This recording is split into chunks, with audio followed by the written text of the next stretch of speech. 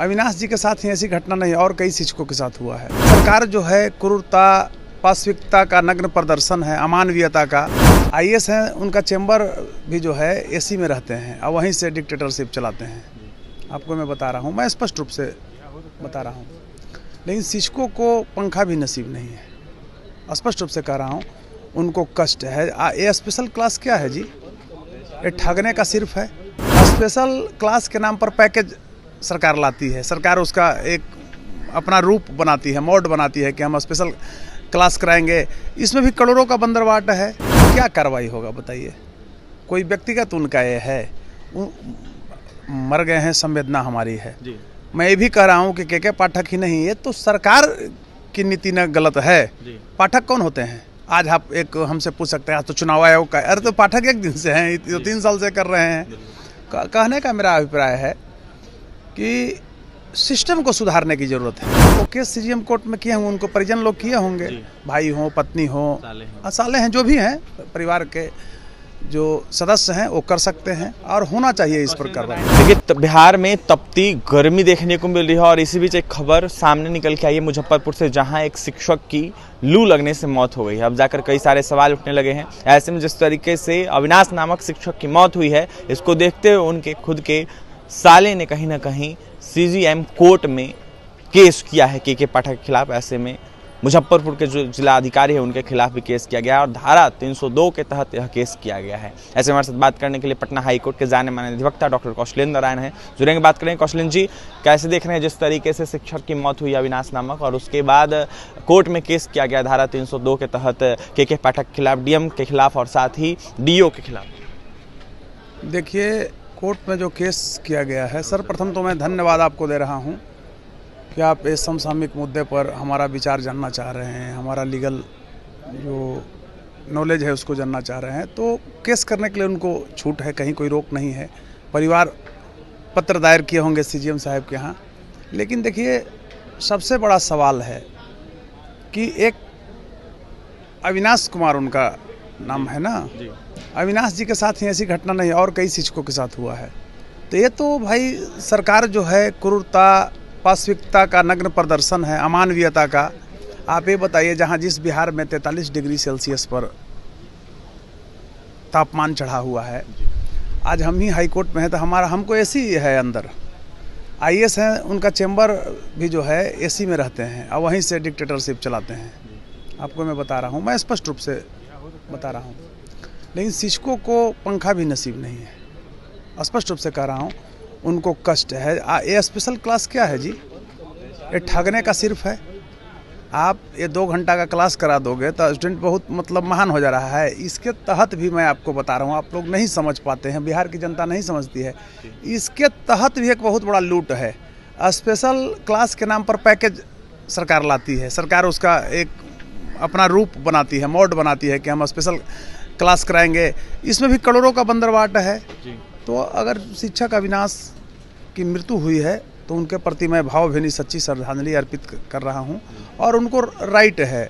वो case CGM court में किए होंगे, उनको परिजन लोग किए होंगे, भाई हो, पत्नी हो, साले हैं, जो भी हैं, परिवार के जो सदस्य हैं वो कर सकते हैं और होना चाहिए इस पर कार्रवाई। जी, सवाल ये है आपसे हमारा कि जिस तरीके से केस किया गया है, धारा 302 लगाया गया है, इसको देखते हुए क्या होगा? क्या के पाठक पर कार्रवाई हो सकती है? क्या डीएम पर कार्रवाई हो सकती है? क्या जिला अधिकारी जो है वहाँ के वर्तमान मुजफ्फरपुर के, क्या उन पर कार्रवाई हो सकती है? इसको देखिए, लीगल एक्सपर्ट के रूप में अगर हमसे पूछ रहे हैं, यही मेरी पहचान रही है कि मैं स्पष्ट बोलता हूँ। क्या कार्रवाई होगा बताइए? कोई व्यक्तिगत उनका ये है, मर गए हैं, संवेदना हमारी है जी। मैं ये भी कह रहा हूँ कि के पाठक ही नहीं, ये तो सरकार की नीति न गलत है जी। पाठक कौन होते हैं? आज आप एक हमसे पूछ सकते हैं, आज तो चुनाव आयोग का, अरे तो पाठक एक दिन से हैं, तो 3 साल से कर रहे हैं। कहने का मेरा अभिप्राय है कि सिस्टम को सुधारने की जरूरत है। और ये मुद्दा जो है, ये तो पटना हाईकोर्ट में आना चाहिए। तो पीआईएल का मुद्दा है कि भाई आप स्पेशल क्लास इस तपती गर्मी में भी चला रहे हैं, बच्चे को बुला रहे हैं, बच्चे को गर्मी से, देखिए, ब्रेन स्ट्रोक हो रहा है, हार्ट अटैक कर रहा है, बच्चे को भी अब हो रहा है। पहले जनरल था कि 40, 45, 50 से ऊपर लोगों को होता था, अब तो बच्चे को भी हार्ट अटैक हो रहा है, ब्रेन स्ट्रोक हो रहा है। अभी मैं एक चीज़ बता रहा हूँ, सरकार को व्यवस्था से मतलब नहीं होता है समय। और बार बार मैं कहता हूँ, कि चेयर के बुद्धिजीवी चोर होते हैं। चेयर के जितने बुद्धिजीवी को देख रहे हैं चोर होते हैं। अभी मैं एक आपको उदाहरण दे रहा हूँ कि जिस मास्टर साहब की बात कर रहे हैं तो एक अविनाश जी ही नहीं है, वो उनकी मृत्यु हुई, ये बहुत सदमा है। बांका के शिक्षक के साथ भी हुआ है, टीचर जो थे।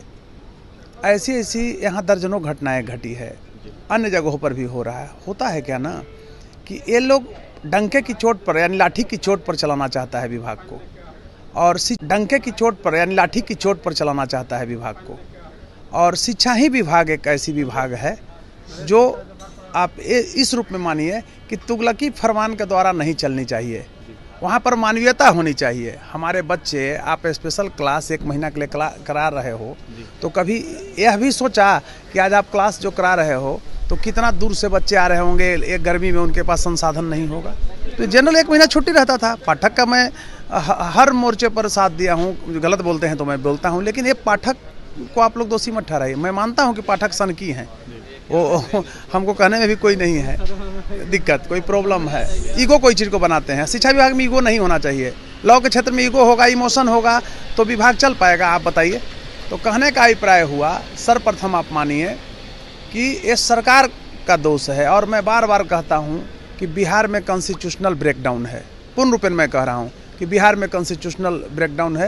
यह कहने में हमको कोई शर्म नहीं आता है। पूरी की पूरी रूप से बिहार में कॉन्स्टिट्यूशनल ब्रेकडाउन है। इसके लिए देखिए, गवर्नमेंट नहीं, कोई अफसर नहीं, not only the government and अफसर but the public also is guilty. यहाँ की पब्लिक भी यही चाहती है, समझ रहे हैं ना। यहाँ की पब्लिक जो है, एक गुंडे, मवाली, अपराधी, कॉरपोरेट से जो आ रहा है चपंडुक टाइप का, जिसके पास पैसा है, उसी को वोट करती है। तो उसको भी सुधारने की जरूरत है। मृतक शिक्षक अविनाश जी के प्रति, दिवंगत शिक्षक अविनाश जी के प्रति मेरी भावभीनी श्रद्धांजलि है। लेकिन एक परिवार पत्र दायर करना, वो तो उनका नैतिक है, उसमें कहीं कोई दिक्कत नहीं है। लेकिन बहुत चल नहीं पाएगा, टिक नहीं पाएगा। एक्चुअली ये मुद्दा किसी व्यक्ति विशेष से ही जुड़ा हुआ नहीं है। यह मुद्दा आप सरकार से लड़ने जाने तो व्यक्तिगत नहीं चल पाएगा। ये आपको जनहित में आना चाहिए था। ये हाईकोर्ट का मुद्दा है। अधिकारी जेल जा सकते हैं इसके तहत, जिस तरीके से केस किया गया है? देखिए, जेल क्या जाएंगे, लेकिन उनको तो कार्रवाई उन पर होना चाहिए। सर्विस पीरियड में उनको लिखा, सर्विस बुक जो होता है उसमें अंकित कर देना चाहिए। उनका सीआर बुक जो होता है उसमें गलत, मतलब हम बार बार बोलते हैं कि वो साइक्रेटिक लगते हैं। तो जब साइक्रेटिक लगते हैं और इस तरह से कार्य करते हैं तो यह अमानवीयता, क्रूरता तथा पाशविकता का नग्न प्रदर्शन है। समझ रहे हैं ना। और इसके तहत कार्रवाई होने चाहिए अफसरों पर। अब इसका अर्थ ये नहीं है कि जेल जाए अफसर। जेल आप IAS DM को और के पाठक को जेल भेजना आसान नहीं है, जो हमारा संवैधानिक प्रक्रिया है उसके तहत। लेकिन हाँ, दंड का भी रूप है ना, वही हत्या किए हैं। तो स्पष्ट बोलना चाहिए। वकील को कभी भी मुंह देख के कोई अपना स्टेटमेंट नहीं देना चाहिए, इसलिए कि आप जो स्टेटमेंट देते हैं वो आम। इसको लेकर तमाम अपनी प्रतिक्रिया देते साफ कहते हुए नजर आ रहे थे कि कार्रवाई हो सकती है, लेकिन जेल जाने का कोई प्रावधान नहीं है। क्या कुछ होगा देखने वाली बात होगी। और भी तमाम खबरों के लिए बने रहे हमारे साथ। पटना से सहयोगी विकास के साथ अभिषेक की रिपोर्ट।